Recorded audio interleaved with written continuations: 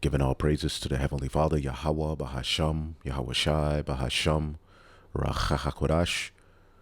Double honors to the apostles, the bishops, and the elders at Great Millstone who rule well. Peace and salutations, as always, to the elect, you sincere brothers and sisters coming back to the Most High God, the God of Abraham, Isaac, and Jacob, Yahweh, Bahasham, in the name of Yahweh Shai. All right, which is the name of the Son of the Most High, who the world ignorantly calls Jesus Christ, our mediator, our high priest, and our only way back to the Father in these latter days. All right, and via the death, burial, and resurrection, which we believe in wholeheartedly. All right, which is the standard of the faith of the elect would start with faith in the Son of the Most High. Okay, in these latter days, which if you don't believe in a death, burial, and resurrection, all right, you have nothing. Okay, and in these latter days, through the blood of Yahweh Shai, all right, we have the good news of our sins being covered, so that we can offer up the sacrifice of faith. All right, contrary to what was required under the first covenant, which was perfection in the law. And though we, to the best of our ability, keep the laws to abstain from the wicked ways of this world, we know and understand we have an advocate in the heavens. All right, and through that blood, the death, burial, and resurrection of Yahweh Shai, we can now, okay, be justified by faith, which is something we didn't have access to under that first covenant. Okay, so the faith of the elect in these latter days, all right, in the Son of the Most High is the determining factor of you being made right with the Most High. Okay, and the faith of the elect fulfills the law. Okay, and here we are at the very end of Esau's world, and the Lord has set up prophets, okay, which are charged. Let's get the book of Jeremiah, the 50th chapter. Okay, Jeremiah 50:2. This is what Yahweh says. Tell the whole world and keep nothing back. Raise a signal flag and tell everyone Babylon will fall. Okay, and when you read these letters that Jeremiah wrote in Jeremiah 50 and 51, these was letters that he wrote to the captives at Babylon, which ultimately, when you read them, it's written to us. We are those captives at Babylon, as this letter speaks of end time prophecy, as the Neo-Babylonian Empire was taken down by the Medes and the Persians. Okay, it was not destroyed by fire to where, no man would dwell therein. It wasn't destroyed in the fashion of Sodom and Gomorrah. So when you read this chapter, it's actually talking about Babylon the Great. As we always go into, you have Babel, okay, in the book of Genesis 10 and 11. Then you have the Neo-Babylonian Empire, which you can read the book of Daniel. All right, Jeremiah was around, Isaiah was around, Obadiah, Habakkuk. Okay, and other books are our forefathers as they were in that captivity. Okay, that was taken down, by a little friction, and it was a transfer of rulership into the hands of the Persians and the Medes. Then you have Babylon the Great, which is written about in the book of Revelation, the 18th chapter, right? All right, the fall of Babylon. See, and this Babylon the Great is not talking about ancient Babel. It's not talking about the Neo-Babylonian Empire. It's talking about, all right, America, okay, which is known as that great city that ruleth over all of the nations, okay? And we've been going into various videos, going into news and prophecy, doing exactly what the Lord commanded Jeremiah to do here via this letter. Okay, so Esau, Edom is in a trick bag. All right, those who have had their hands on this Bible for centuries and for years, they don't understand this prophecy. A lot of scholars will tell you this chapter has already taken place, but it hasn't.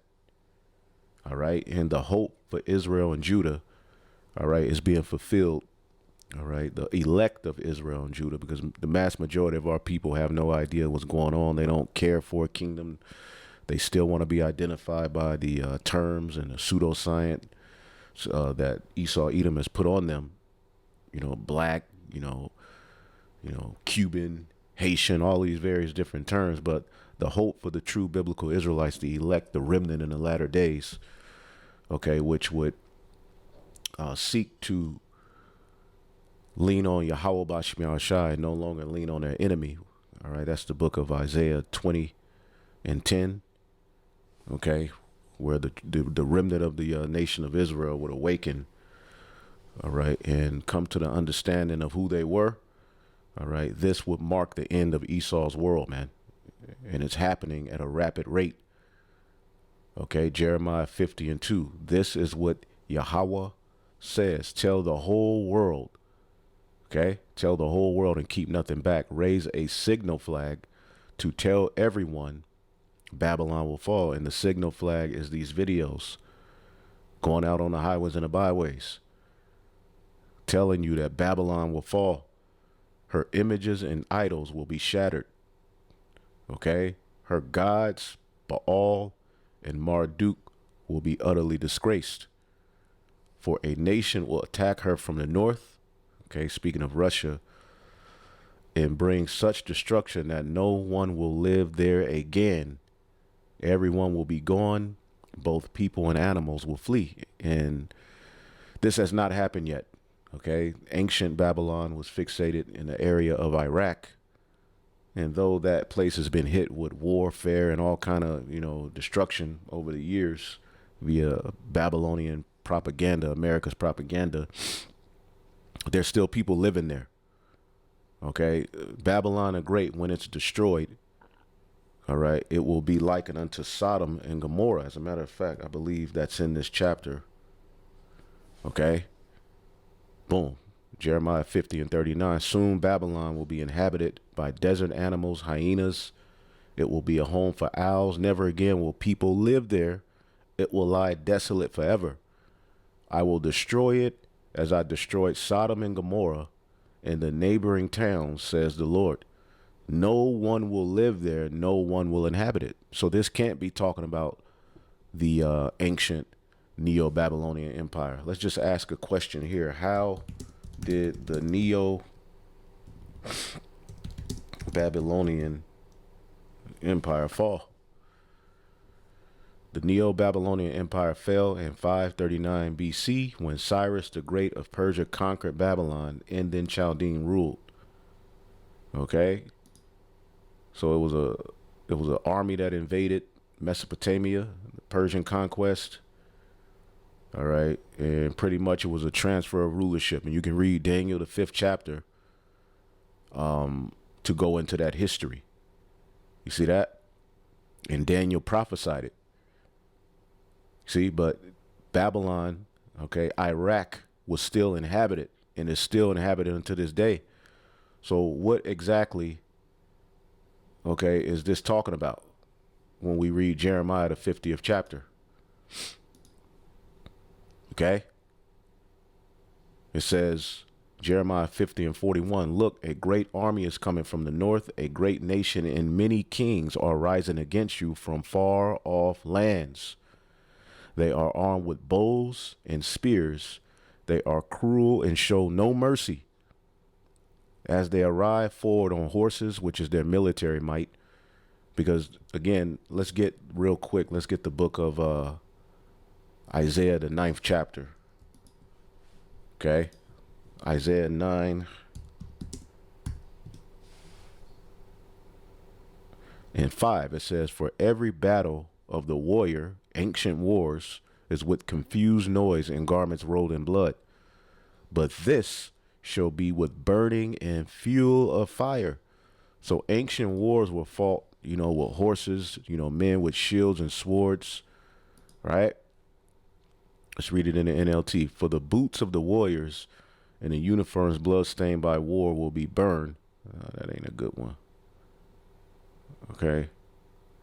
Basically, ancient wars, all right, were fought by warriors with confused noise and garments rolled in blood, shields, horses.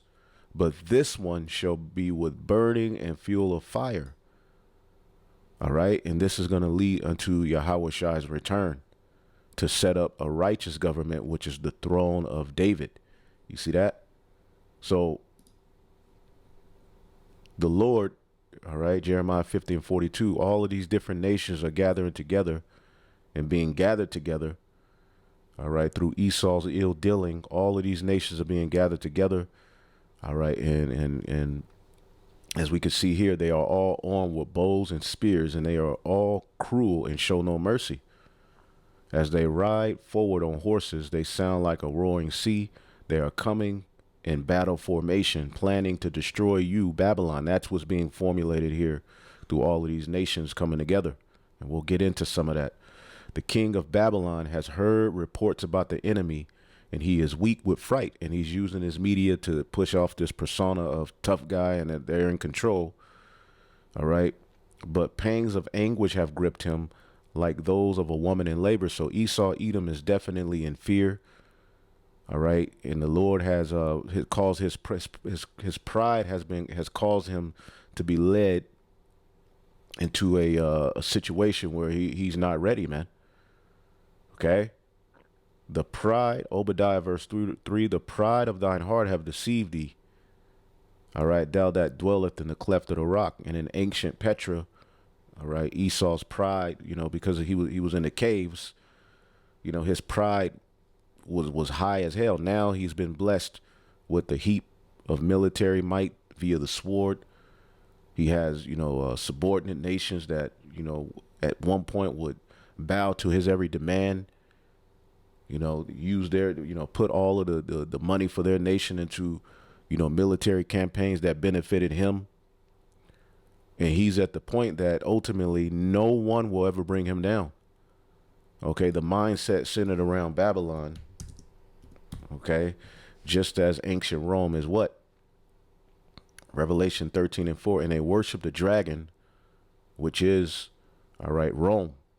All right. And Rome has been revived through Babylon the Great. Okay. Which gave power unto the beast. And they worship the beast, saying, who is like unto this beast?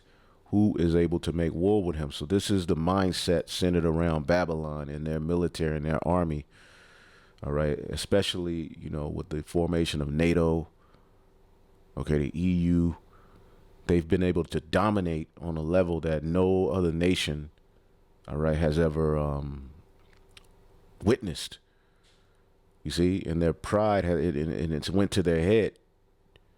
All right. But we're living in a time where many nations are now armed with military might, and they're forming their own, all right, coalitions and confederacies, not only to operate outside of U.S. dollar dominance, but also for the purpose of joint military actions that will be used against the land of Israel and eventually Babylon the Great. And as you can see, this article here, End Time Headlines, Iran conflict goes global with over 20 nations now literally involved. So you see how this one small nation, all right, the Jewish people, the small hats, the least of the flock, are being used to draw out many nations into conflict. Okay, we always bring this out, Jeremiah 49:20. Therefore, hear the counsel of the Lord, which he hath taken against Edom, and his proposes that he hath proposed against the inhabitants of Teman. Surely the least of the flock shall draw them out. Surely he shall make their habitations desolate. Now the very same mindset is mimicked in the next chapter, Jeremiah 50:45. All right. Therefore, hear ye the counsel of the Lord that he hath taken against Babylon. So Babylon and Edom are the same. And his purposes that he hath proposed against the land of the Chaldeans. Surely the least of the flock.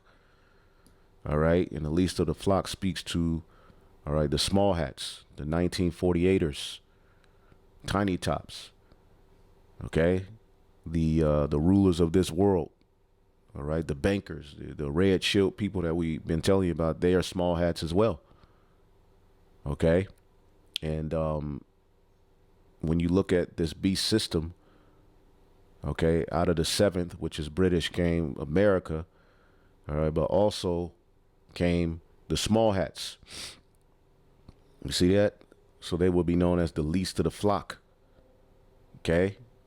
And Babylon, along with the NATO and the EU, has acted on their behalf all of these years. But we're living at a time where many of these nations are now reneging and coming to the conclusion that these people are the problem. So America is going to be left without allies protecting, all right, their pimp. So surely the least of the flock shall draw them out. So the least of the flock, as you can see, are drawn out many nations, right? 10 days into Trump's Iran campaign, the war has gone global. At least 20 countries are now militarily involved, shooting, shielding, or quietly supplying, while widening energy stock. All right. While a widening energy shock punishes nations far from the front lines. So the actions and the things that are happening via this, skirmish led by the small hats in America, Iran, is leading to, disruptions in supply chains. It's leading in oil prices rising. It's leading to economic and infrastructure economic and infrastructure, failures. See? So now other nations are saying, we got to get involved. We need to do this. We need to do that. This isn't World War III, but it may be the closest we've come in decades, drawing in more countries, more great powers, and more ever overlapping conflicts, all right, than any crisis since the Cold War. Okay, Iran has struck at least 10 countries since the war began, hitting U.S. and Israeli bases, Persian Gulf capitals, oil infrastructure, and civilian areas in an attempt to impose maximum pain on Washington and its allies. Iran has effectively closed the Strait of Hormuz, the narrow choke point, which 20% of the world oil flows, sending prices for oil, gas, plastics, and fertilizer soaring across the globe. Okay, this little strip here, right? And Israel fighting on two fronts, pounding Iran while battling Hezbollah on the ground in Lebanon, where more than 5,000 people have been displaced in a week. And boy, they've been destroying Lebanon, which that's a part of the Holy Land. That's a part of the Promised Land. Okay? And when you get the book of Habakkuk, let's get Habakkuk, the second chapter, because he's doing nothing but wickedness. Let's see here. For the violence, this is Habakkuk chapter 2 and 17, right? This man is doing violence all over the world. Okay? You will, NET, you will pay for your full violent acts against Lebanon. Terrifying judgment will come upon you because of the way you destroyed the wild animals, you shed human blood, and committed violent acts against the land. Okay? For the violence you've done to Lebanon will overwhelm you. Okay? So he's just in destruction mode, trying to fulfill his version of a birthright with this whole greater Israel project. You see? So all over the biblical prophecy is being fulfilled day in and day out, week in and week out. Okay? And as you can see here, 500,000 people being displaced. Just nothing but war. And this is all the Lord's determination. The war has spread far beyond the Middle East, which is Western Asia, pulling European militaries into conflict and forcing NATO to shoot down Iranian missiles over Allied territories for the first time. All right. And there's, this talking point of, Turkey being, targeted by Iran, but Iran, okay, is saying that they didn't do it. Okay. Iran is not taking responsibility for it. There was an article here. There you go. which we know prophetically, Turkey will eventually side with, Russia and their Muslim brothers, although Turkey and Iran don't get along. Okay, eventually they're all going to come to the conclusion this is the doing of the small hat in Babylon, which they're trying to draw Turkey into helping them. Okay, so Iran is not taking responsibility for the missile fire on Turkey. All right, and as you see, Erdogan, all right, is saying we're not going to be dragged into your mess. Okay, Turkey will not get dragged into the Mideast war after Iranian missile incidents. Okay, and this is so basically a missile was shot over there and it got intercepted, a few of them. All right, and Iran is saying we didn't do it. Turkey is saying we're not going to be dragged into it, which Turkey is a part of NATO. So very interesting things are happening, right? Okay, that are going to lead to alliances of the NATO and the EU being broken. All right. And let's see here. Yep, France has dispatched this nuclear aircraft carrier in the Eastern Mediterranean, joining British warships after Iranian made a drone strike in the UK. Greece and Turkey, bitter rivals within NATO, have also rushed forces to Cyprus, where their fighter jets are now now face each other across a partition line that has divided the island for 50 years. Even Australia said Monday it's sending major missiles and radar planes to help the UAE and other Gulf countries. See that? Defend themselves from Iran. So within this war, alliances are being broken. All right. And as the scriptures say, let's get Revelation 20:7. And when 1,000 years are expired, okay, the Byzantine Empire leading into the Renaissance, the deadly wound being healed, Satan, the children of Satan, Esau, Edom, shall be loosed out of his prison and shall go out to deceive the nations which are in the four quarters of the earth, Gog and Magog, which is Russia, that are going to be at the forefront of this, this mindset against the West, against the small hat, to gather them together to battle, the number of whom is as the sand of the sea. So this is where we are, okay, where all of these nations are being gathered together, all right, for the purpose of Armageddon, okay, Jehoshaphat, okay, get Jeremiah or Joel 1 or Joel 2 or Joel 3. Joel 3:1. For behold, in those days and at that time, when I shall again bring the captivity of Judah and Jerusalem, take us out of our captivity, I will also gather all nations and will bring them down into the valley of Jehoshaphat or Jehoshaphat. Let's look up this word. Okay. The valley of Jehoshaphat. All right. Jehoshaphat. Yahweh has judged. Yahweh's judgment. Okay. Symbolic name for the valley near Jerusalem is speaking of Western Asia. Okay. It's speaking of Western Asia. Okay. What they call the Middle East. All right. Where troops have been sent to Saudi Arabia and these various different nations. All right. You see the UAE. All right. And these places are being obliterated. All right. By their alliances with America and having particular, allowing America to set up particular bases over here. All right. Now these places are being, struck. Dubai, UAE. All right. And various different, Gulf countries and states that have made deals with Babylon. Now they're under fire. As a matter of fact, we showed you that video the other day. Let's look at it again. All right. Let's play a little bit of this. Next, I want to show you this. This is Dubai. And Dubai is considered one of the wealthiest, safest cities in the world.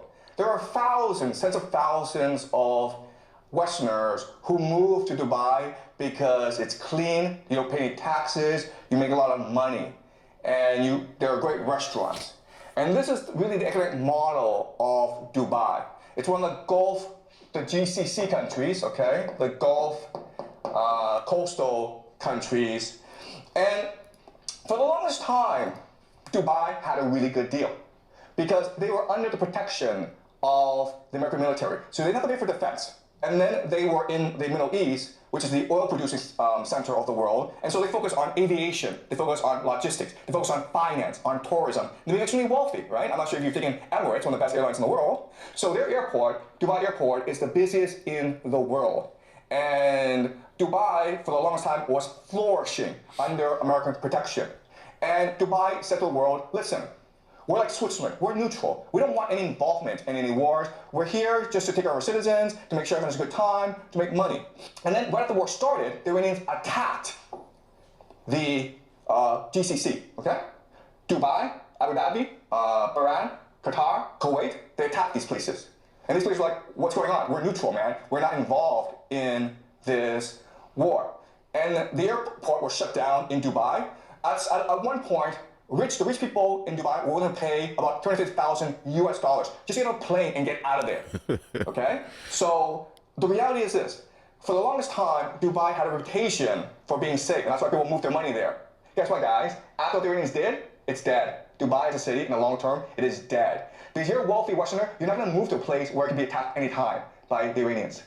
You might move to Singapore, you might move to Hong Kong, Japan, South America, but you're not moving to Dubai, okay? So the big question for us is, why do the Iranians do this? If it was the Israelis and Americans who attacked you, why go after the GCC, right? And not only that, but they're escalating the attacks against the GCC. This is something that we will look at very closely today. Well, the short answer is because these places, even though they pretend to be neutral, they house the American military.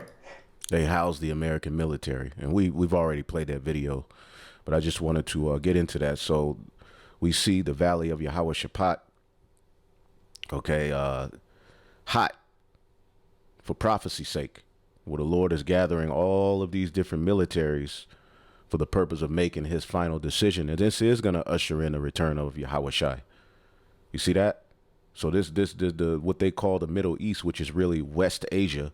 Because when you go into the scriptures, you don't see nothing about Middle East. You only see Asia. You go to a Bible search, right, and just type in, let's just type in Middle East. All right? You won't see that. You don't see that term. That was made up by the Esau. But when you type in Asia, I mean, it's in the scriptures. Okay, let's look up the term Asia in the scriptures. Certain Jews from Asia, right? Orient, all right? East, okay? Embracing Lydia, Pygra, Caria, corresponding closely to Turkey today. Okay, and you could just look up a map of Asia. Okay, what they call the Middle East falls in Western Asia. See that? So Esau, Edom, and his, the renaming and all his lies. But either way it goes, there's conflict being involved in this region for the purpose of prophecy being fulfilled. Okay, as we are moving towards this man's perdition, right? As you see here, 40 nations meet in the Hague to discuss measures against Israel's West Bank annexation. Okay, the Hague Group conference pledges to ensure accountability for international crimes, and prevent arms and material supports from reaching Israel. So his ill dealings, right? The book of Obadiah, verse 7, are leading to what? All the men of thy confederacy have brought thee even to the border. The men that were at peace with thee have deceived thee and have prevailed against thee. They that eat thy bread have taken on U.S. debt, have laid a wound under thee, and there's no understanding because of America's support for Israel. So let's get into that happening with these 20 countries, which Spain and Ireland which are, U.S. allies, all right, are talking about joining this. So the least of the flock, Israel, is going to lead, America's defense for Israel is going to lead, all right, to a very, very, very high consequence. And this is where we're headed. Inclusive Spain and Ireland to join more than 20 states to declare concrete measures against Israel.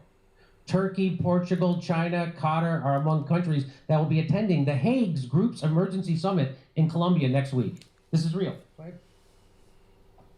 More than 20 countries are convening in Bogota next week to declare concrete measures against Israel's violations of international law. Diplomats told Middle East Eye.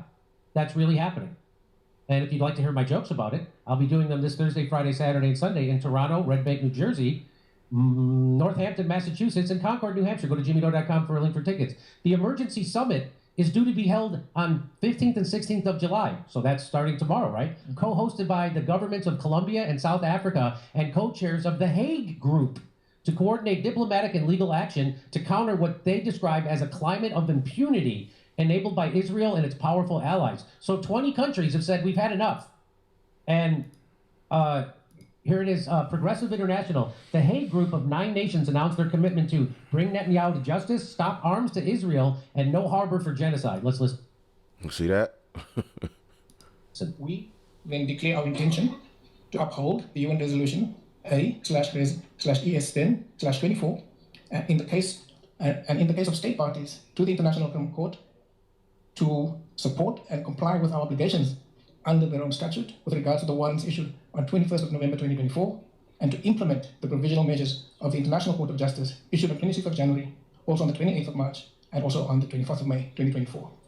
We declare our intention to prevent provision or transfer of arms, munitions, and related equipment to Israel in all cases where there is a clear risk that such arms and related items might be used to commit or facilitate violations of humanitarian law, international human rights law, or the prohibition on genocide, in compliance with our international obligations and consistent with the International Court of Justice Advisory Opinion of 19 July 2024 and the UN General Assembly Resolution A/Res/ES10/24. We declare our intention to prevent the docking of vessels at any port, if applicable, within our territorial jurisdiction. So basically, they're coming together, all right, to say, look, enough is enough. These small hats got to be stopped. All right, if you got, any alliances with them that leads to their aid, stop it. We got to put a halt to the small hat. Cases where there's a clear risk of the vessel being used to carry military fuel and weaponry to Israel. So they're talking about actually stopping the shipment of arms or aid to Israel. Those 20 countries are actually talking about stopping the docking at a port if they think it's going to go to aid the arms shipments to Israel. That's a big deal. Which might be used to commit or facilitate violations of humanitarian law, of international human rights law, and of the prohibition of genocide in Palestine, in keeping with the state's peremptory legal obligation to cooperate towards preventing genocide and other violations. So what he's saying is like, hey, we're actually the ones upholding international law, not the United States, not Israel. We're the ones who are actually going to do this now, because nobody pays attention to the ICJ or the ICC. Nobody pays attention to the UN resolution. Nobody does anything. Those are just words. But we're actually going to do something. We're actually going to block ports. We're actually going to... Yeah, the UN is supposed to stand for peace. All right. Every time the U.S. or Israel does something, off, all right, they veto it.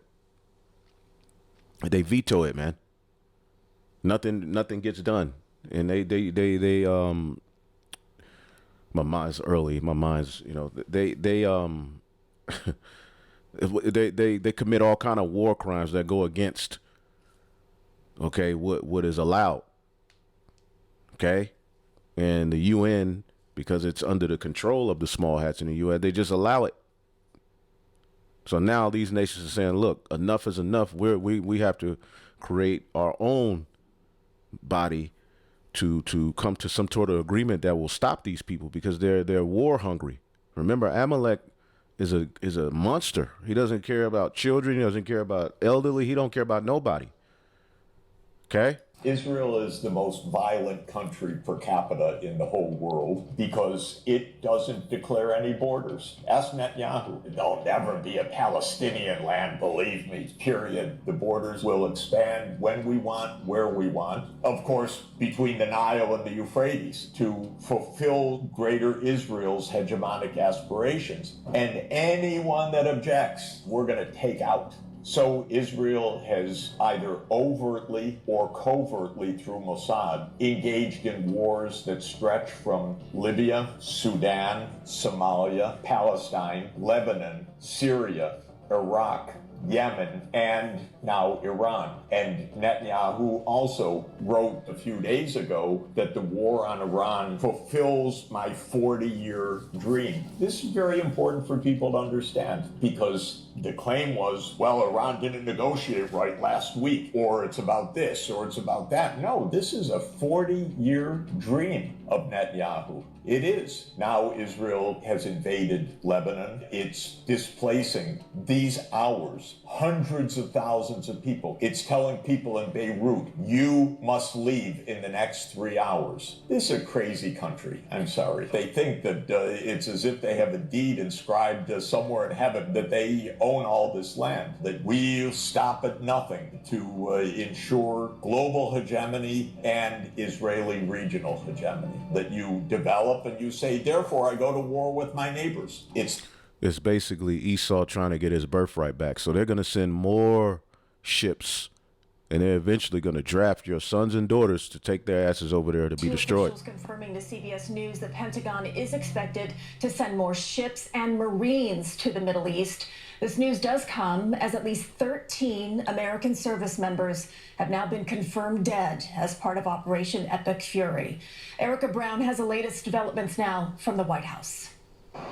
The Pentagon Friday confirmed the deaths of all 6 crew members aboard a U.S. If you believe there's only 6 or 13 members of the U.S. service that are gone, you crazy. military refueling tanker that was supporting operations in Iran. Officials say a second aircraft was also involved but landed safely, and they believe the incident may have involved a mid-air collision. You Americans have been duped. Escalating in the growing war with Iran as new violence and military moves unfold across the region. The U.S. military says 6 American service members were killed when a refueling aircraft crashed in Iraq. While at the same time, it's always the Pentagon 6. is sending thousands of Marines to the Middle East. Meanwhile, strikes continue in both Tehran and Israel as the death toll from the war climbs into the thousands. Eyewitness News reporter Lauren Glassberg is in the newsroom with the very latest. Lauren? Sade, gas prices are up. Travel in and out of the Middle East has been all but halted. And now we have learned that Formula One races in Bahrain and Saudi Arabia have been canceled.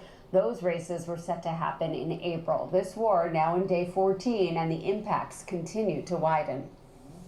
Today will be, yet again, the highest volume of strikes that America has put over the skies of Iran. The bellicose talk continues from the defense secretary today. More strikes on Iran by both the U.S. and Israel, the IDF targeting the regime's various command centers. A blast heard in the background while this interview took place in Tehran. Meanwhile, Iran is broadcasting satellite images to show damage at bases through the Middle East that host American troops, though the damage is hard to perceive. A missile attack by Hezbollah, an Iranian proxy, caused damages and injuries in northern Israel. And Iran's been able to effectively shut down the transport of oil through the Strait of Hormuz. Which is leading, and that's going to affect many countries. So something's going to have to be done. Now, I wanted to get this. This is the book of Second Esdras 15 and 46. It says, "And thou, Asia, that are a partaker of the hope of Babylon." So many of these countries in Western Asia, have made alliances with Babylon. And not only have they made alliances that led to, money flowing and oil flowing, but the people have been tainted. See that? It says, "and are the glory of her person." So these countries are suffering. This whole region is suffering as well because of the wine of Babylon that they've allowed over in their countries. It says, "Woe be unto thee, thou wretch, because thou hast made thyself like unto her, and hast decked thy daughters in whoredom, and that they might please, all right, and glory in thy lovers for money's sake." All right, these Arab nations allow Babylon to come over there and set up shop. As a matter of fact, here's a video that speaks to that. Let's see if I can bring that out. Here you go. So throughout the 30s and 40s, American oil executives, workers, and their families started flocking to the Middle East, establishing the first significant American presence in the region. They set up little cities around the oil operation that were little slices of America, full of the deepest sinful behavior, like allowing women to drive and the consumption of alcohol. Here's another American colony, complete with air-conditioned houses, 2 hospitals, and an outdoor movie theater. This is the sort of stuff that is very off limits in Saudi Arabia. It's literally illegal at this point. So you have a lot of Saudis who are not happy about their government letting the Americans in to behave however they want. But the oil kept flowing. And soon the US government goes to the royal family and says, listen, the oil is flowing better than ever. This is awesome. How about we build a little military base attached to our little oil city so that we can, protect you and protect us and protect the oil and stuff. And see, this is now worked against, all right, these Arab nations. Okay? Worked against these Arab nations because now these very military bases that they've set up over here are being struck, which is leading to places, all right, that we've been going over. We've showed you that are tourist countries, and that was sitting on a high horse, because it's deeper than just allowing the women to drive and smoke cigarettes and wear bathing suits. They've allowed the wine of Babylon, okay, to flourish, and it's caused a lot of tension between these Arab nations. Okay. So it says changes like women driving, Western clothing, smoking, entertainment, and tourism. And it's deeper than that.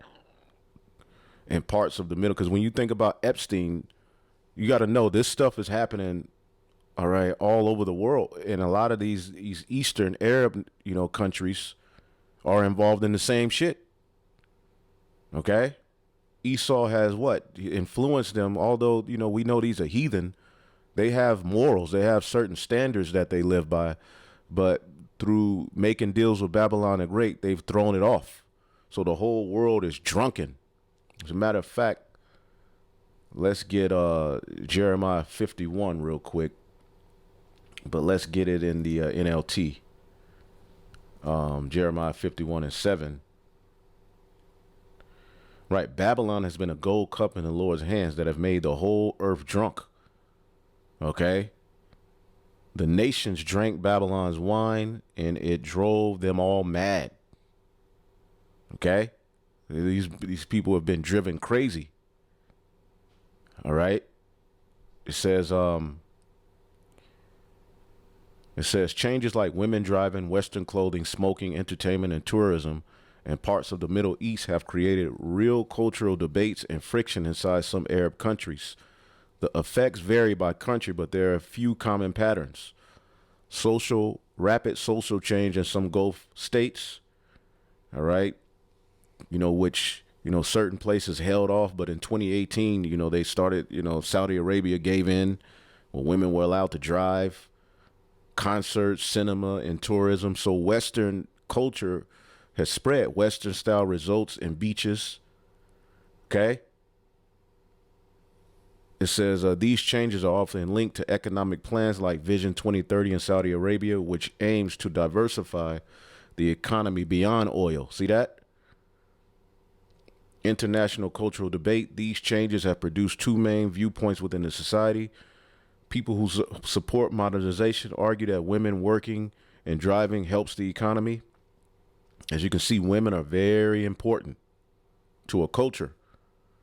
Okay? It says global tourism and entertainment bring money. Younger generations want more freedom and opportunity. You see that? liberty, freedom, democracy.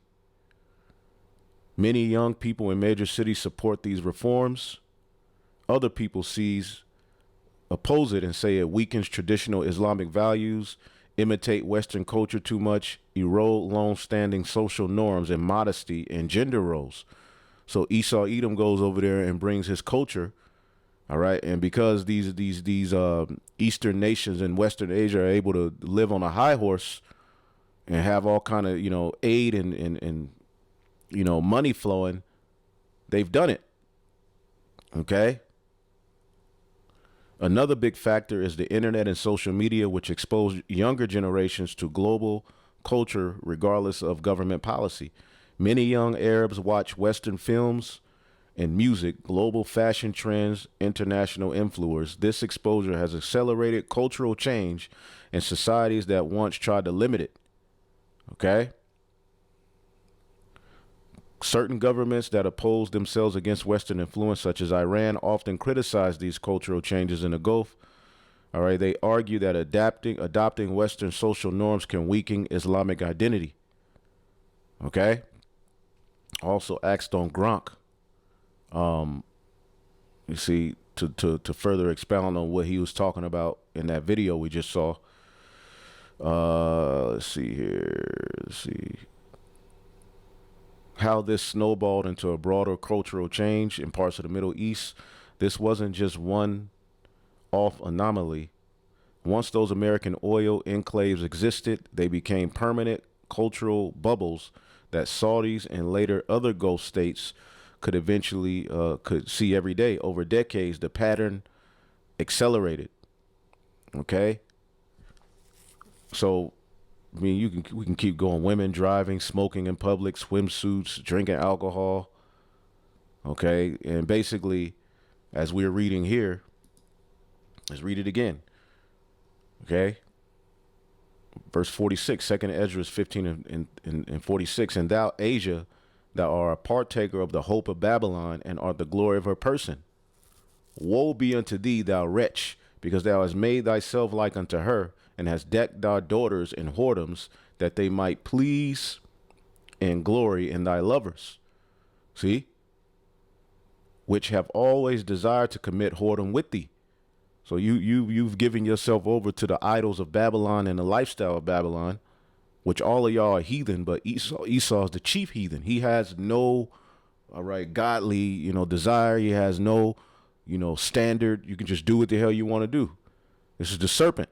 Thou hast followed her that is hated in all her works and inventions. Therefore said the Heavenly Father, I will send plagues upon thee, widowhood, poverty, famine, sword, pestilence, to waste thy houses with destruction and death.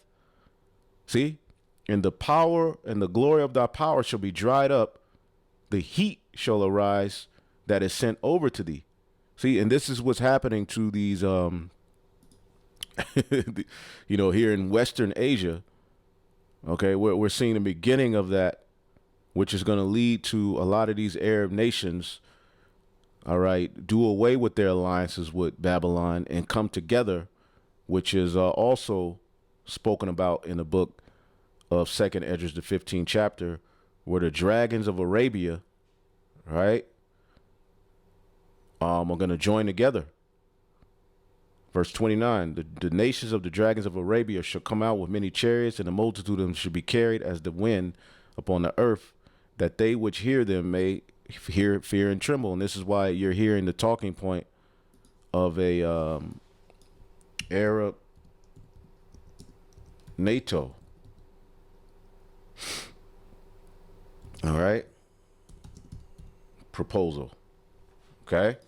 Which not all of them are with it, but eventually. As you see, Egypt is actively pushing to revive a NATO-style joint Arab security force. Okay, this alliance aims to create a collective defense mechanism where an attack on one is an attack on all, to protect Arab nations from regional threats without relying on external powers. You see, so the Arabs are in talks of joining together.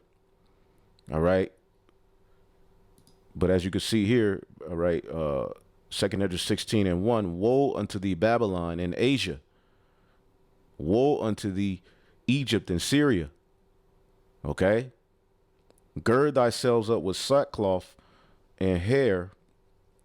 Bewail your children and be sorry, for your destruction is at hand. A sword is sent upon you, and who may turn it back? And we've seen over the years these regions, Iraq, all right, Asia, Egypt, Syria, all right, are at the forefront of the small hat and what he wants to control.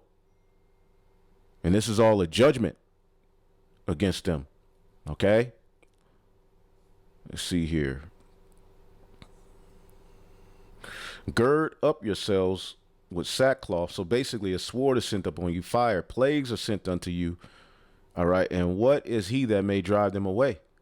So as we can see, the valley of Jehoshaphat is on fire because all of these prophecies have to be fulfilled, because this is how the Heavenly Father is going to get us up out of here. Okay. So with all of this hell going on at the head, with Israel and Babylon at the head of it, other nations are now allying together saying, look, we need to figure out a way to put a stop to this. This is going to lead eventually to the beast, hate, and the whore, and all of the various prophecies that we talk about. Okay. You're going to stop ships from docking that are going to take any kind of aid to Israel that they can use to do their genocide. That's what he's saying, that they're actually going to do now. Countries are actually joining together now because they see that the United Nations isn't going to do anything. The United States isn't going to do anything. The European Union isn't going to do anything. So now these 20 countries are coming together to do something. Empty norms by all legal measures at their disposal. The Hague Group is a bloc of currently 8 states launched on 31st of January in Dutch city that has stated a goal of holding Israel accountable under international law. The Hague Group's formation in January marked a turning point in the global response to exceptionalism and the broader erosion of international law. The same spirit will animate this Bogota conference, where the assembled states will send a clear message. No nation is above the law, and no crimes will go unanswered. Together, we will work to introduce concrete legal, diplomatic, and economic measures that can urgently halt Israel's destruction of the Palestinians. So legal, diplomatic, and economic measures. So and I like they use the word concrete. Israel's war on Gaza, increasingly condemned by experts and governments as a genocide, has killed more than 57,000 Palestinians. I don't even know how they come up with that number, because I bet it's more closer to 400,000. Because most of those people, I've always thought that. Most of those people are underneath that rubble, and nobody's going. So it's way more than 57,000 people. I can guarantee you that. Just like Lahain is more than 150 people. So like the book of Joel says, the Lord is pleading with these heathen. Okay. I forget where I think that's in Joel.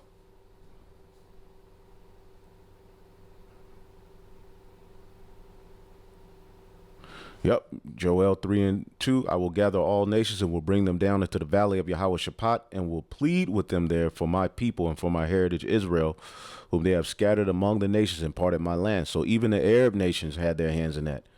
The so-called Africans had their hand in that.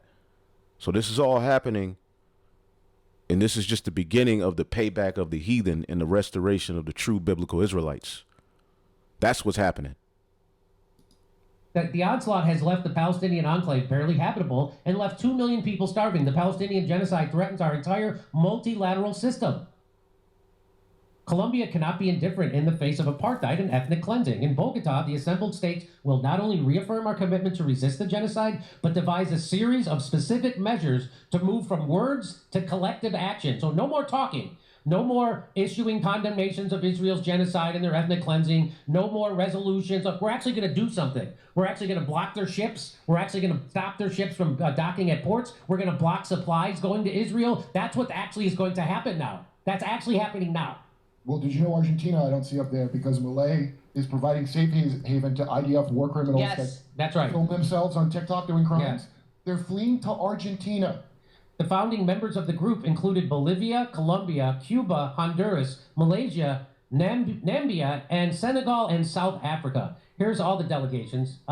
Republic of Colombia, South Africa, Algeria, Bolivia, Botswana, Brazil, the Federative Republic of Brazil, Chile, China, Cuba, Djibouti, Honduras, Indonesia, Iraq, Ireland, Lebanon, the state of Libya, Malaysia, Mexican states, Republic of Namibia, Nicaragua, Norway, Oman, Yep. So, hey, we're in interesting times, and you go to the UN meeting, and let's go here. They're still with the rhetoric. So nations are like, we got to do something outside of the UN because the UN ain't gonna, bring any justice, which they, Let's go here. This is democracy. Let's go here. So we get a little bit of this one. So the so-called Middle East, all right, which in the book of Habakkuk, the 3rd chapter, right? Let's see here.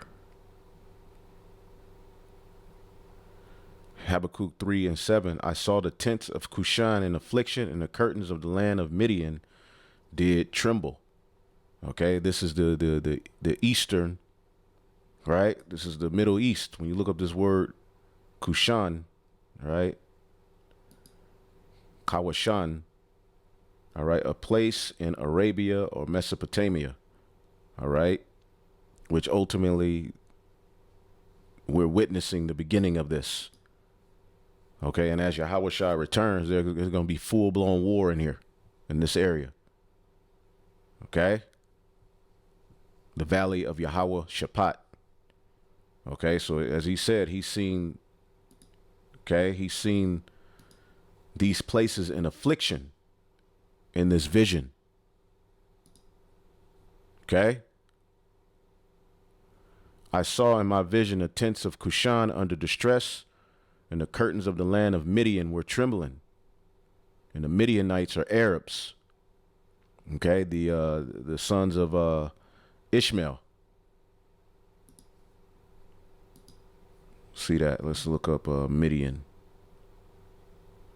Salakia, hold up. Madayan. All right, Arabians. Madayan, okay, son of Abraham by Keturah, the progenitor of the tribes of Midianites or Arabians. Okay, territory of the tribe descended from Midian, located principally in the desert of north of Arabian Peninsula. All right, let's look up Arabian Peninsula, see where that's at.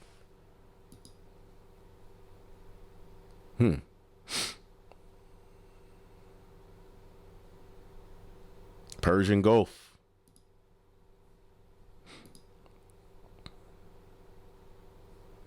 What they call the Middle East. Okay?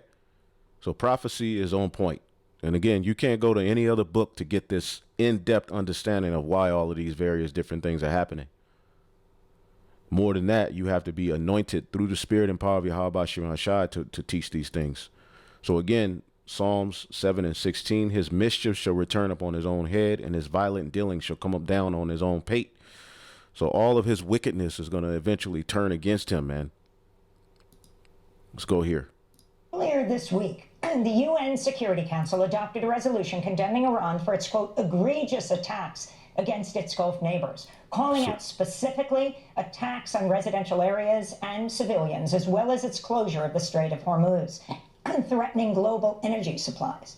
Bahrain, Kuwait, Oman, Qatar, Saudi Arabia, the United Arab Emirates, and Jordan are specifically mentioned in the resolution, which had 140 co-sponsors. Of the 15 Security Council members, 13 voted in favor with none against. China and Russia abstained. Bahrain's UN ambassador. China and Russia abstain. See? And again, those are going to be major players in this alliance against the small hat in the West. Ambassador Jamal Faris al-Rawai said the vote reflected the collective conscience of the world. This overwhelming support from the international community reflects a collective awareness of the danger posed by the unjust Iranian attack against our countries, the Kingdom of Bahrain, the GCC, and the Hashemite Kingdom of Jordan over the past 12 days. The adoption by the Council of this resolution today confirms that the international community is united in addressing and confronting these hostile acts. The stability and safety of the region is part and parcel of the security and peace architecture. Russia's representative to the UN called the past resolution biased for not acknowledging Israel and the United States as instigators of the war. Russia introduced a second resolution that called for an immediate halt to all hostilities in the Middle East without naming any parties involved. That resolution failed to pass. This is the U.S. ambassador to... So certain of these Arab nations are still, you know, under the wine influence of Babylon. Like, wait a minute, Iran is a, you know, and it's Israel. I mean, Iran is attacking us, but why are they attacking you? Because you are a partaker of the hope and glory of Babylon, and you have allowed them to set bases up, right, in your country. All right. And it's everything's coming to a head because, again, all of these different heathen nations had a hand in our downfall and lived off the high horse. All right. Off of our downfall. And that's mimicked in the book of Joel as well. OK, so many scriptures. It talks about the coast of Palestine. OK, where these Arabs are getting obliterated. OK. To the United Nations, Mike Waltz. Once again, Russia is acting here at the Security Council to protect its partner, Iran. We reject Russia's attempt to conflate lawful U.S. actions taken in line with Article 51 of the UN Charter, to conflate those actions with Iran's pattern of bloodshed and brutality to its own people and around the world, and with its recent deliberate and at scale targeting of civilians and civilian infrastructure across the Gulf and the Middle East. The United States will continue to work here at this council and beyond to hold the Iranian regime to account and to bring to light its destabilizing and unlawful actions. Russia's attempts to prevent this council from acting in line with its core principles will not deter us. For more, we're joined by the economist Jeffrey Sachs. He's the director of the Center for Sustainable Development at Columbia University and president of the UN Sustainable Development Solutions Network. He's also served as advisor in assault on the United Nations, unquote. In an open letter to the UN Security Council in February, Professor Sachs said it was the U.S. and not Iran that had walked away from negotiations and that U.S. threats against Iran violated international law. He said, quote, the issue facing the UN Security Council in these perilous days is whether any member state, by force or threat of force, may place itself above the United Nations Charter that governs us all. At stake is the integrity of the UN-based international system. And the U.S. and Israel are always going against, I believe it's Article 6 or Article 5 of the UN treaty, and everything gets vetoed. Okay? So UN doesn't really stand for peace as it, stands, as they act. Right? They support it. System, unquote. Professor Sachs today joins us from Rome, Italy. Thanks so much for being with us, Professor Sachs. Why don't you elaborate on this letter and your statements about the UN international order and what is happening today with the U.S.-Israeli attack on Iran and Iran's retaliatory attacks? Thank you very much, Amy. And what a chilling show to hear Gideon Levy, to hear your report from Beirut. We have a war of blatant aggression that is going to put the entire world into a disaster. This is a war of aggression and a war of choice by Israel and the United States. It is in the most blatant, frank violation of the UN Charter and the core of the UN Charter, its purpose, which says that nations shall refrain in their international relations from the threat or use of force against the territorial integrity or political independence of any state, period. That is Article 2, Paragraph 4 of the UN Charter. Waltz, the U.S. ambassador, says, oh, we're acting under Article 51. That is the article on self-defense. The United States is not acting in self-defense. Hypocrisy. Israel is not acting in self-defense. These two countries are committing flagrant aggression, and they've done it twice now in the context of negotiations, which makes it all the more pernicious. Twice the United States claimed it was negotiating with Iran, and twice it killed Iranian leaders in the midst of the so-called negotiations.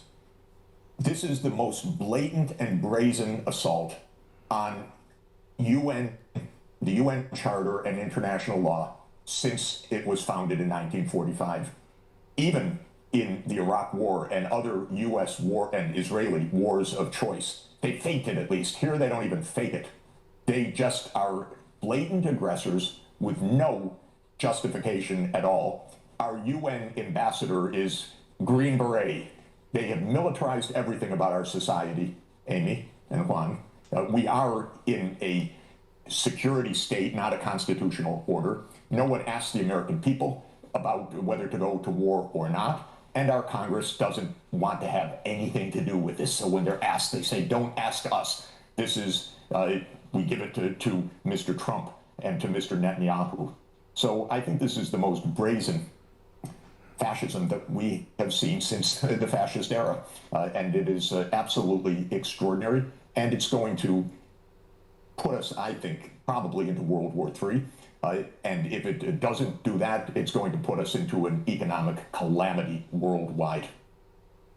Which is what the elites I want. wanted to ask you this narrative now that the Trump administration has been pushing in all of their pronouncements, that this is actually attempting to end the war that Iran launched against the United States decades ago, and they make it seem like everything that's happened has been Iran aggressing against the United States, forgetting obviously that the role of our country in goading and supplying Iraq in its war against Iran in the 1980s and the various other attacks by Israel and the United States against Iran in the past.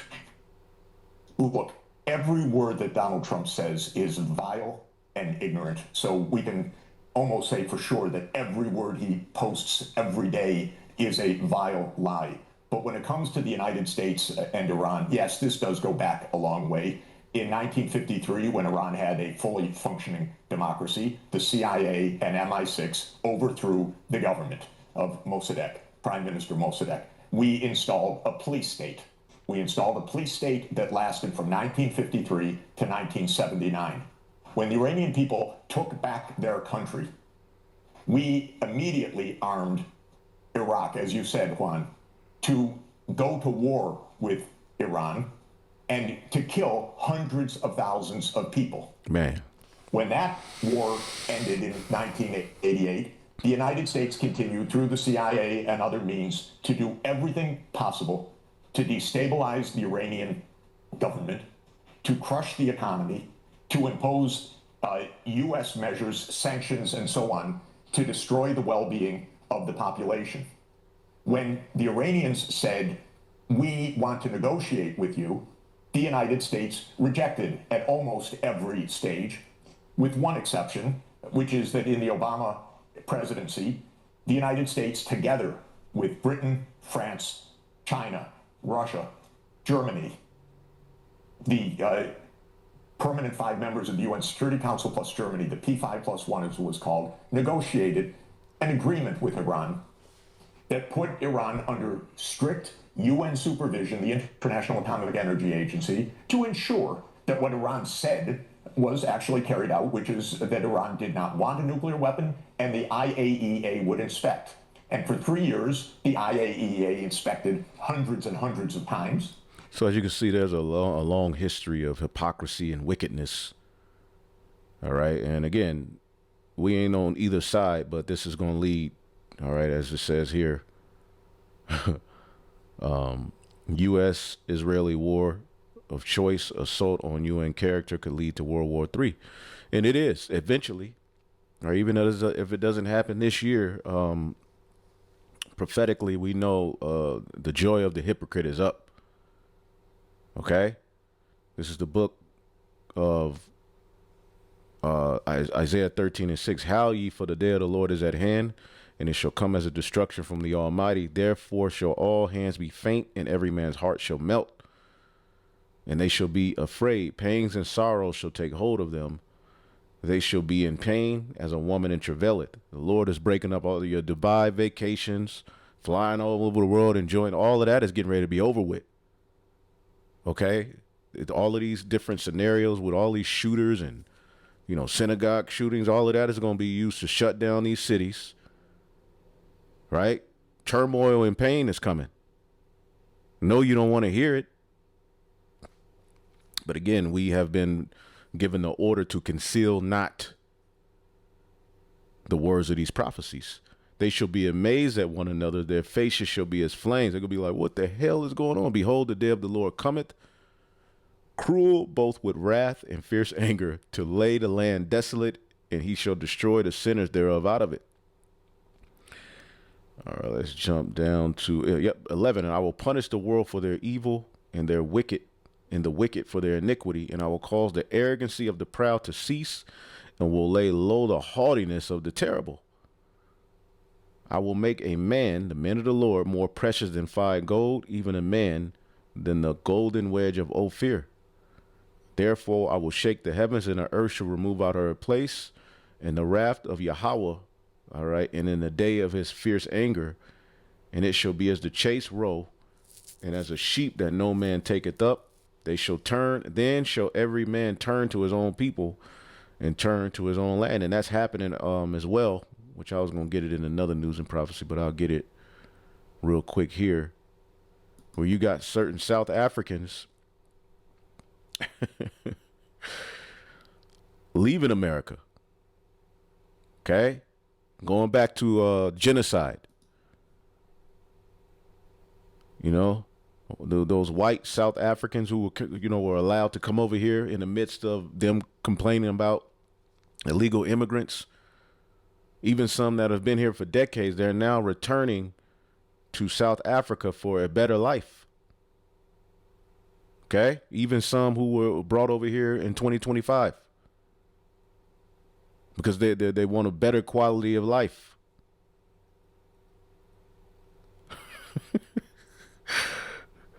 You know? Through. I think I had a video on it.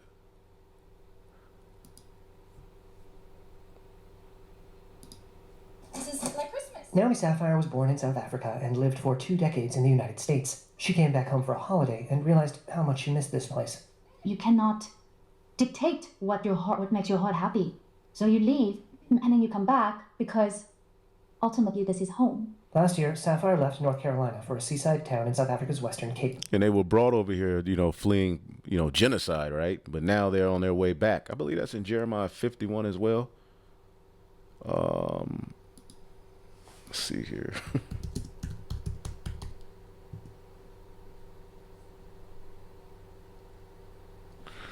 Boom. Jeremiah 51:9. We would have healed Babylon, but she is not healed. Forsake her. Let everyone go into his own country, for her judgment reaches unto heaven. See?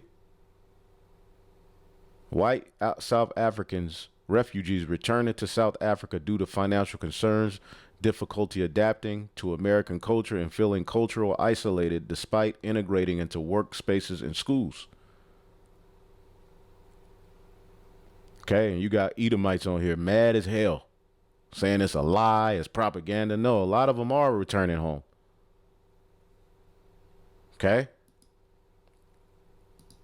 Now, she says her 3 children spend more time outdoors, health insurance is affordable, and she prefers the schools. She's among thousands of white South Africans coming back from abroad, despite U.S. President Donald Trump's statements that South Africa's white minority is being persecuted by the country's black majority government. Terrible things are happening in South Africa. The Trump administration is ramping up its new refugee program for white South Africans, focusing on Afrikaners, the descendants of Dutch settlers. So they're returning to genocide, right? Such as Sapphire and her family. About 3,500 South Africans have entered the United States as refugees since the program started in May 2025. Pretoria says there is no evidence of discrimination or persecution against whites. Many white South Africans and Afrikaners have welcomed Trump's support, but insisted they nevertheless want to remain in their country. And others who left decades ago are now returning. Anton Van Heerden is an employment agent who has been trying to help returnees keep their jobs abroad by shifting. Yeah, they was going to bring these Edomites over here because they want to make America white again. There's too many, immigrants and brown people over here ruining. So, like he said, what did we learn? This is embarrassing. It's embarrassing. You Edomites are a bunch of liars. You're through. Nothing's working. All these narratives you push, it was all lies. People, South Africans are being persecuted. Well, what happened? Why are they even over there? Why are Edomites in South Africa?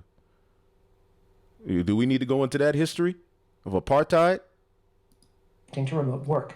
He said inquiries from white South Africans seeking to return had jumped 70% in the past 6 months. We have also asked these people why they're coming back, and we got a lot of different reasons. The obvious ones would be weather, family, friends, the vibe in South Africa, but also things like cost of living and living standards are considered to be very high in South Africa. For Naomi and her husband, Danny, they're happy with their choice. Some of the metrics that we use to decide like whether or not this is our permanent place is education, cost of living, how much we're enjoying the place. And through, man, through. So all kind of prophecy is being fulfilled. Yeah,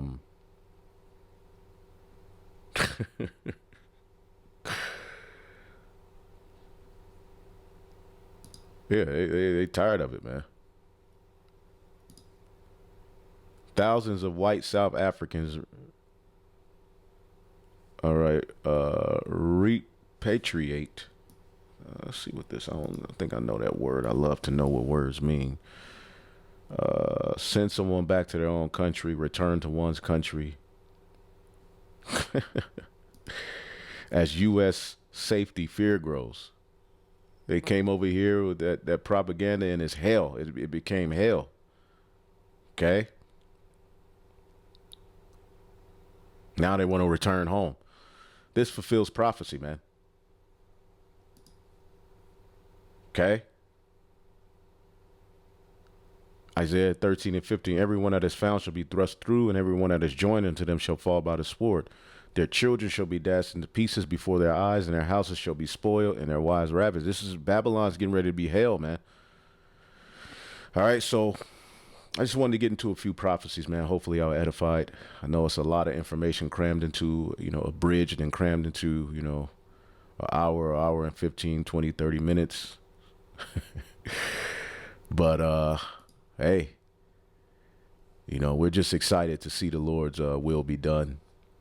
And Lord willing, you left this lesson with more knowledge of what's going on around you and more fear of Yahweh B'Shem Yahushua and more faith.